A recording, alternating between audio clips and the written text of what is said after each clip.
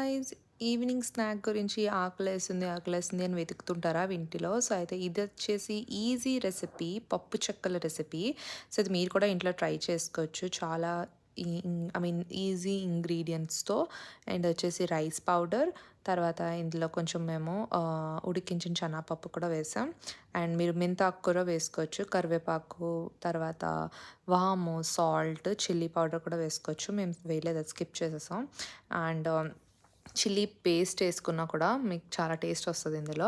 So, ఇదేం కాదు, వేడిగా ఉడికించిన పిండికి అది మీరు తీసేసుకొని ఇలా చిన్న చిన్న బాల్స్‌లా చుట్టేసుకొని ఆయిల్ పెట్టేసి ఇదొక ప్లాస్టిక్ కవర్ మీద మీరు ప్రెస్ చేసుకొని అలా రౌండ్ షేప్, మీకు ఏ షేప్ నచ్చితే ఆ షేప్ చేసుకోవచ్చు. బట్ మేమైతే రౌండ్ షేప్‌కే ప్రిఫర్ చేసాం.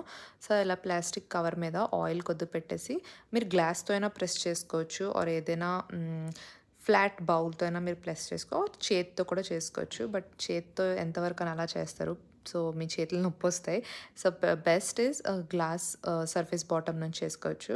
అండ్ అన్నీ ఒకసారి చేసుకున్న తర్వాత కళాయిలో ఆయిలేసి వేడిగా ఉన్నప్పుడు ఆయిల్ అప్పుడే మీరు అన్నీ ఒకసారి డీప్ ఫ్రై చేసుకోవాలి.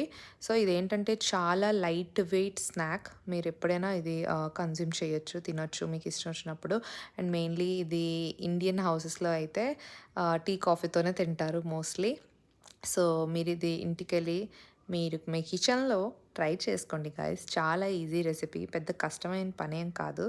సో, ట్రై చేసి కామెంట్‌లో నాకు చెప్పండి రెసిపీ ఎలా ఉందో. ఓకేనా? ఓకే. Bye guys.